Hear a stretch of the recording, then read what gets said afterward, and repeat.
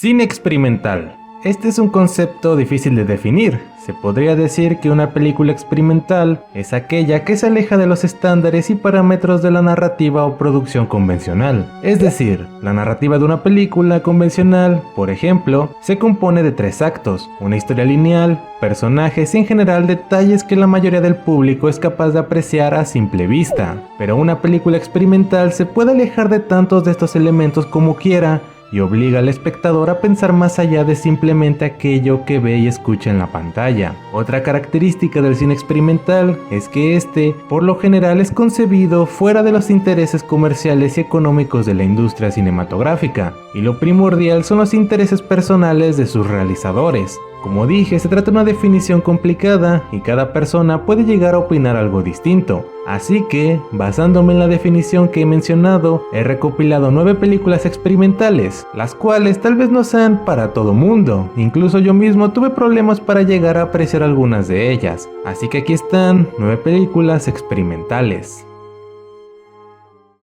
Comencemos con la película más actual de esta lista. Como mencioné, no solo en términos narrativos el cine puede experimentar, sino también en su propia realización. Loving Vincent es una película animada del 2017 que nos cuenta la travesía de Armand, quien por petición de su padre es enviado a buscar al destinatario de la última carta escrita por el famoso pintor Vincent Van Gogh, quien había muerto recientemente. En su travesía, Armand revive los últimos días del pintor, conociendo a las personas que estuvieron a su lado durante esos días y sobre todo logrando apreciar y conocer mediante testimonios a Vincent Van Gogh, quien todavía no era el gran artista que es hoy en día.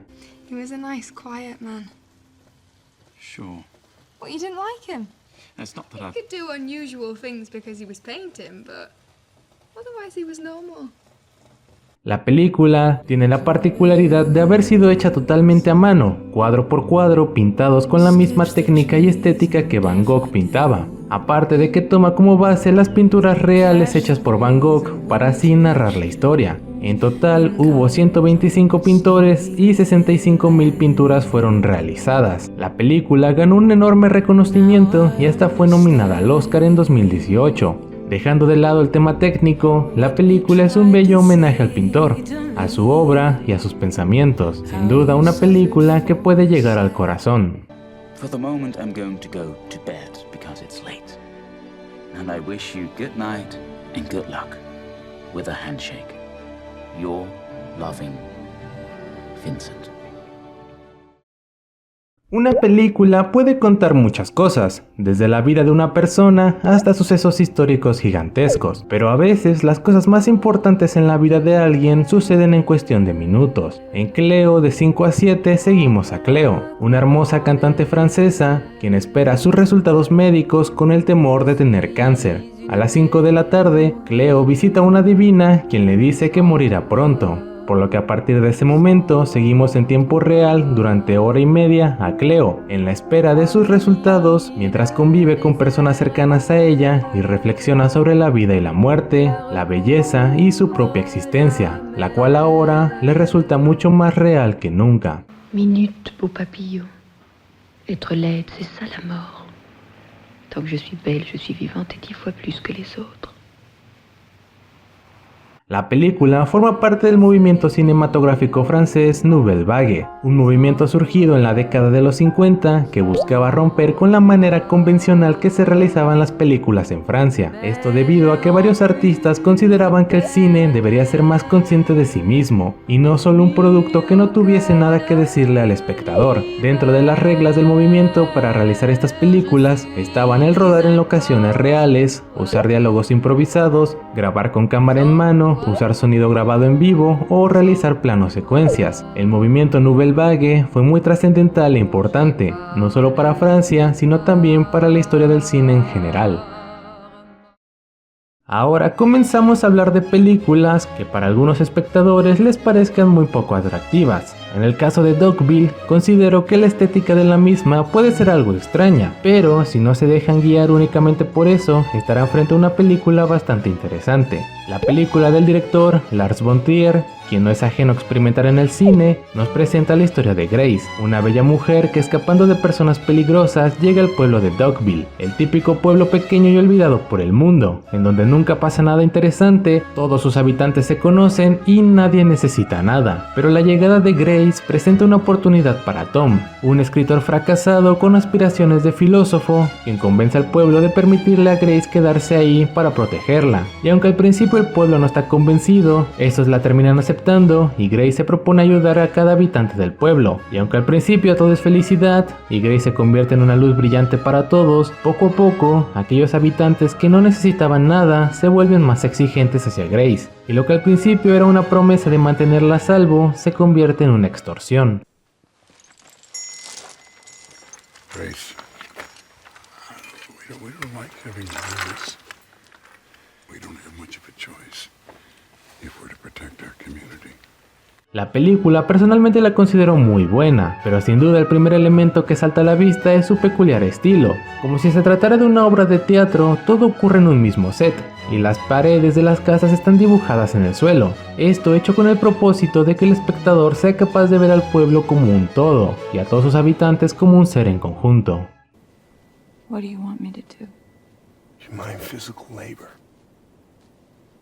No. Dogville offered you 2 weeks. Now you offer them.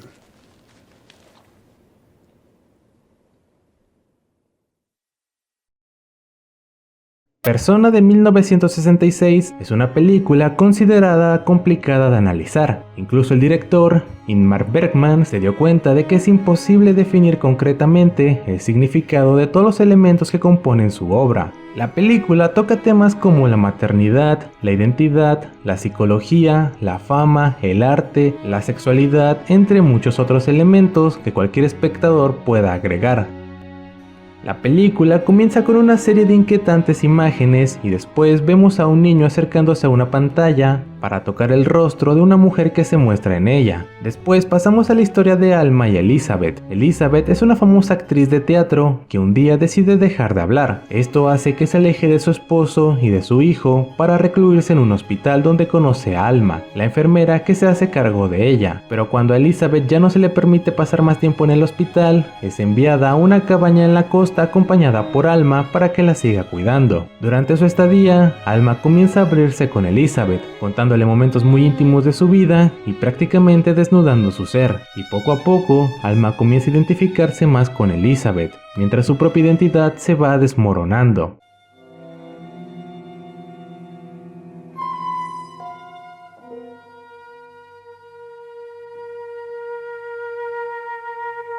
Esta breve sinopsis no da lo suficiente para abarcar todos los temas que esta película proporciona, pero una interpretación que la mayoría de personas apoya es que todo es acerca de la identidad. Hay quienes interpretan que Elizabeth y Alma son la misma persona, pero que una es la personalidad proyectada y la otra es la personalidad real, mientras que otros afirman que las protagonistas anhelan la vida de la otra. Son polos opuestos, pero al mismo tiempo son tan similares que la línea que las separa se vuelve difusa. Incluso muchos consideran que esta película es sobre cómo al vivir en el ojo público, nuestra identidad se divide en nuestro ser real y nuestro ser ficticio. Y entonces es cuando dejamos de identificar quiénes somos. Sea cual sea el verdadero significado, Persona se ha vuelto un gran caso de análisis en la historia cinematográfica y en una referencia cuando se trata de la escuela del cine. Las siguientes dos películas están destinadas a un mismo director. Si las dos películas anteriores pueden no ser para todo el público, lo que realiza Alejandro Jodorowsky es casi para un grupo exclusivo de personas. En un video anterior hablé de este director y su fallido intento al llevar a cabo la adaptación de la obra Dune. Pero hablando de películas que sí realizó, El Topo es un western mexicano de 1970 que nos cuenta las aventuras del Topo, un vaquero en búsqueda de darle sentido a su vida. Primero seguimos su viaje junto a su hijo desnudo, a quien abandona por Mara, quien lo convence de matar a los 4 jinetes del revólver para así ganarse su amor. Pero luego de ser traicionado y casi morir, Pasa años en coma y al despertar busca su redención ayudando a un grupo de marginados a conseguirles un hogar en la superficie, en un pueblo consumido por el materialismo, la adoración a un dios falso y la doble moralidad de sus habitantes. ¿Quién eres tú para hacer justicia? Soy Dios.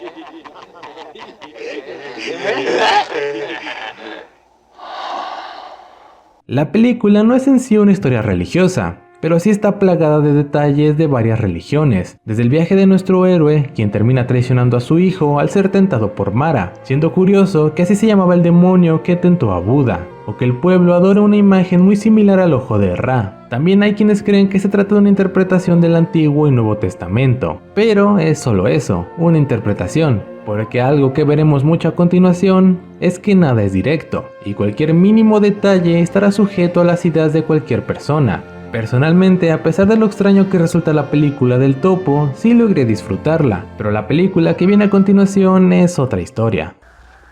Hoy cumples 7 años. Ya eres un hombre. Entierra tu primer juguete y el retrato de tu madre. Siguiendo con Jodorowsky, ahora hablemos de La Montaña Sagrada, la cual es considerada la obra maestra del cineasta y uno de los máximos exponentes del cine surrealista. Es por esto que puede llegar a ser complicado apreciar esta obra, al menos de primera instancia. La historia sigue a un ladrón, quien después de ser utilizado como molde para figuras de Jesucristo y conseguir la admiración de un grupo de prostitutas, llega a la guarida del alquimista, quien lo acoge como su aprendiz y junto a 7 de las personas más poderosas del mundo, emprenden un viaje para llegar a la Montaña Sagrada y obtener la riqueza más grande de todas, la inmortalidad. You are excrement. You can change yourself into gold.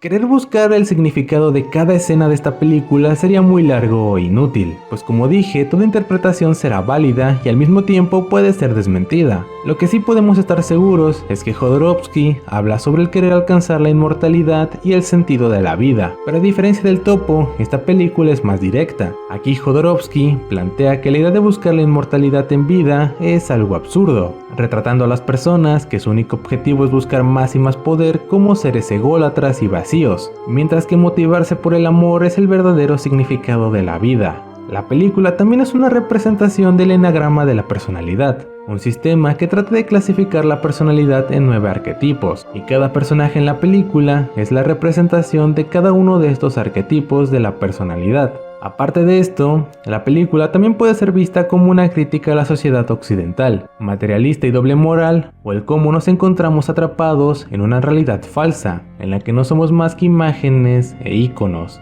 Como dije, entre más se analiza, más se puede abrir el debate de esta película y del mismo Jodorowsky. We are images, dreams, photographs. We must not stay here, prisoners. We shall break the illusion.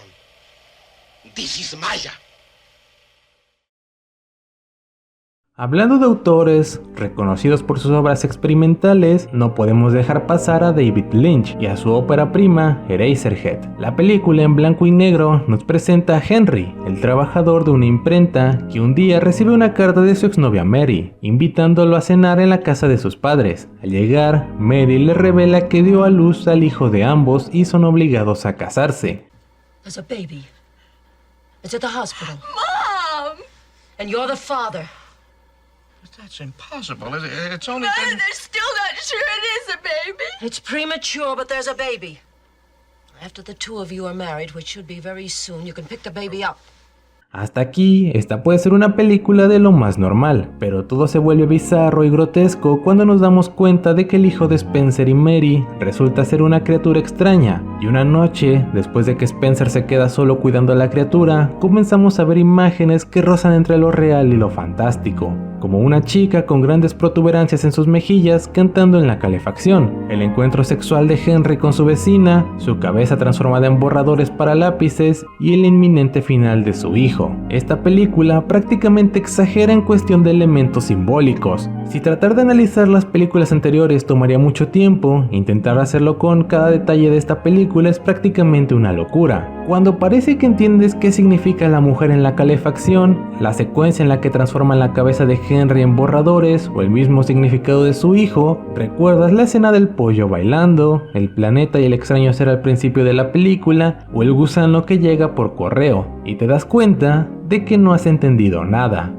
Al menos en mi caso, podría intuir que se trata del miedo del personaje a la paternidad o la búsqueda de un sentimiento de calidez que encuentra en el sexo al vivir en una zona industrial tan fría. Pero al final, solo me quedo con que ver esta película se trata de una experiencia. No sé si buena o mala, pero sí una experiencia.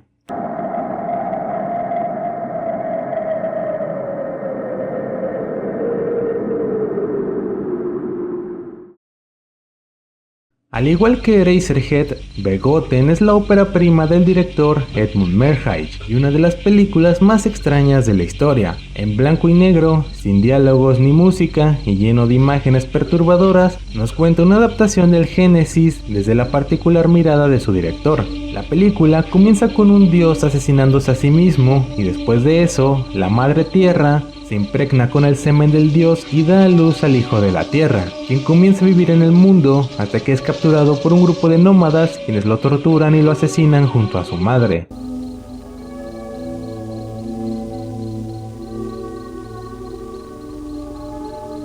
A pesar de ser extraña, la película no tiene tantos simbolismos y subtextos como las películas anteriores. Como dije, es la adaptación del Génesis cristiano, aunque también posee referencias y alegorías a mitos paganos. Los tres protagonistas pueden ser Dios, María y Jesús. También en la mitología egipcia hay una historia similar con los dioses Osiris, Isis y Horus, donde la diosa Isis concebió a Horus con el cuerpo sin vida de Osiris. Ver esta película es una experiencia más angustiante que Eraserhead. Desde la primera escena donde vemos al dios destripándose, en la cual es probablemente la escena más reconocida de la película, hasta todo lo que ocurre después, aunque también es cierto que en gran parte es difícil saber qué es lo que está pasando, pero como la película solo cuenta con sonidos ambientales, esto hace que se vuelva un poco tétrico. Una película extraña y singular, pero que no deja de ser interesante.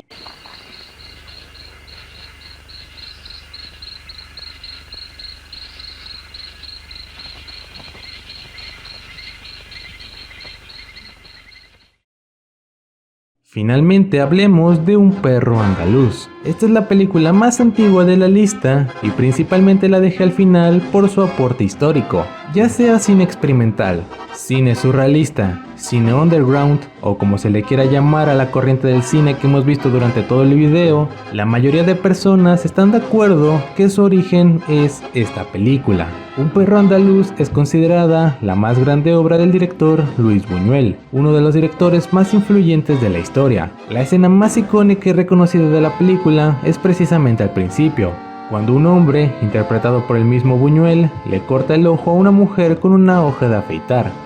Realmente no tiene ningún sentido hablar de la trama de esta película, porque simplemente no la hay.